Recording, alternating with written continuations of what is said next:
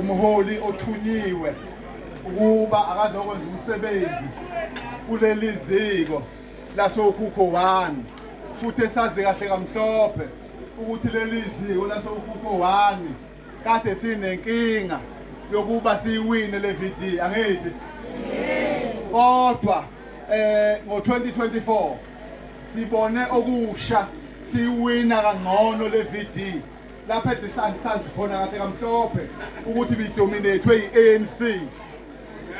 Ngakho-ke siyathokoza kakhulu kubaholi abenze lo msebenzi, abaholi balapho okhukho 1. Ngingababala ngamagama abaholi esaziyo ukuthi bebesekhaleni lempi yokuthi leli ziko ligodwe.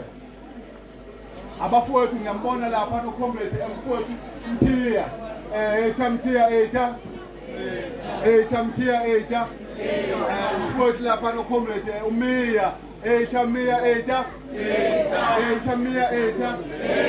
Mfowethu engamboni lapha noComrade uMthalane. Mthalane. Udadewethu lapha engingambona futhi Mazungu mabhosisi. Mazungu. Ngakho siyathokoza kakhulu baholi. Sibonga ukuthi hayi lapha emuva abafowethu ngiyacela sesiqala umsebenzi impela. Lapha kunenkinga lapha. Abaholi abangilekelele laba abasivizithile. Kunenkinga lapha. Kunenkinga lapha. Siyacela ukuthi inkinga ingabikho asibambisa. Ngiyathokoza kakhulu bamtshaba. Ngiyathokoza kakhulu umholi asisho ukuthi banenkinga siqonda ukusho ukuthi ayithi ukudamba kancane inkinga khona lapha. Ngakho ke abaholi amazwi wami angama remarks ukugcotshwa kwaleli ziko kuyindumezulu enkulu kakhulu baholi ukuba namuhla sizogcoba leli ziko liphinde futhi limithi quorum ngesikhathi. Kuyasho ukuthi laba bantu noma laba baholi bebevele sebeyilangazelele lento yokuthi bebe nensika ezoma la imeli IFP. Indaba ka-EFF, indaba ka-UDM embili noma eyodwa, indaba ka-ANC baholi siyayiqeda ngithi. Siyazi ukuthi kunamalunga namuhla futhi esizowamukela khona la. Sizwile kodwa futhi ukuthi ke akhona amanye amalunga angathi ayesaba ngathi ayesabseka. Sizothi namuhla ningesabi wozani nje kwa-IFP ilona khaleni ngampela leli ilona khaleni lokuthula i-IFP. Ngakho-ke abafowethu siyabonga sithokoza kakhulu kubahlonishwa abasivizithile abafowethu abazoba ngama-observer abakhona abazobuka lo msebenzi. Ngingeke ngikhohlwe ukusho ukuthi abeyindaba abakhona abaholi konje ngingabaholi abeyindaba kushada abaholi ngiphola zona indaba ngaze kuthiwa nginiphatanisa nginikisa abafowethu bemedia. Siyathokoza kakhulu bafowethu, siyajabula, siyethembisa ukuthi nangelinye ilanga bafowethu nizoba seduze nathi siyinkethweni manje. Kufanele sitshengisizwe ukuthi i-IFP iyinto eyodwa, i-IFP ibumbene, i-IFP ifuna ukuthatha kwasani njengamanje. Ngakho-ke baholi basokhukho 1 siyanicela ningilaleleni.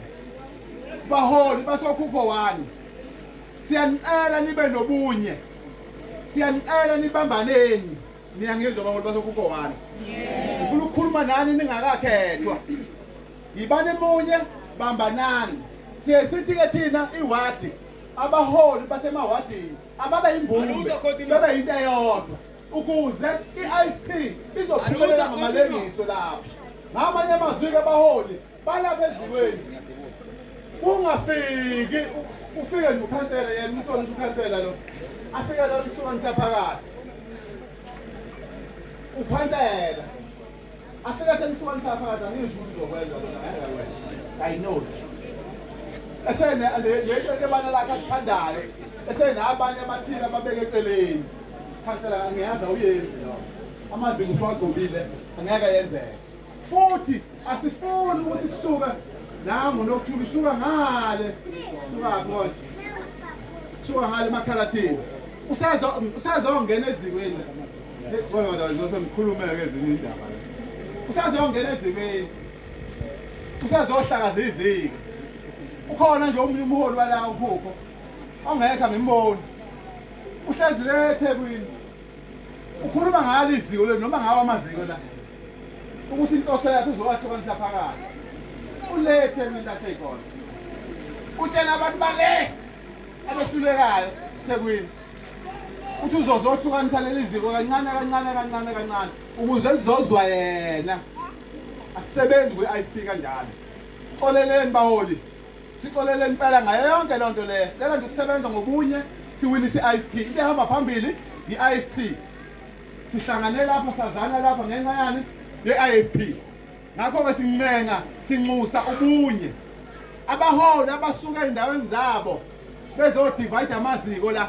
asihambisani naleyo ningavumi ukuzodivayidwa la kunabantu abangochwepheshe bezodivayida abantu abangesibo ochwepheshe bokusebenza i-IFP kodwa abangochwepheshe bokuthi bazodivayida nabantu ningayivumi leyo nto leyo siyabazi labo bantu labo ngakho-ke siyafisa nabo bayiyeke leyo nto leyo ma-comrade ngizothetha-ke lapho ngethule umholi wethu la ucomrade uMaphisa umholi wethu umholi wentsha kusifundazwe saKwaZulu Natal owuhlalo wentsha ophinde futhi abe yilunga lomhlahlandlela kwi-IFP umholi wethu oyintsha oke intsha yanikwa ithuba waba umeya emkhandlini wethu omkhulu wabaquluzi ngakho kune-experience enkulu kakhulu baholi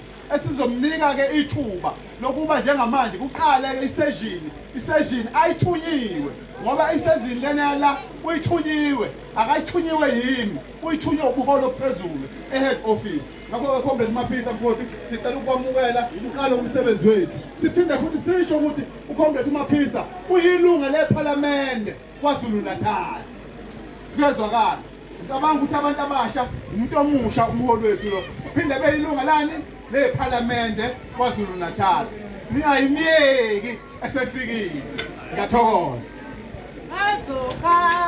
amandla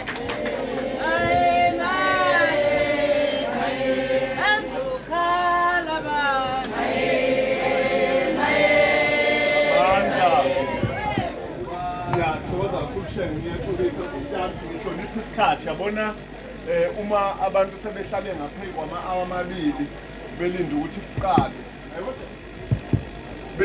kuqalwe bese kuba ukuthi kunehibe ngaze kube nje umuntu omdala ngenxa kashukela ngiyabingelela uhlalo wesingi abaholi bonke besingi nobhala bonke nje ubuholi babantu abasha besingi abesifazane ubuholi be-district ucomrade Kanyisi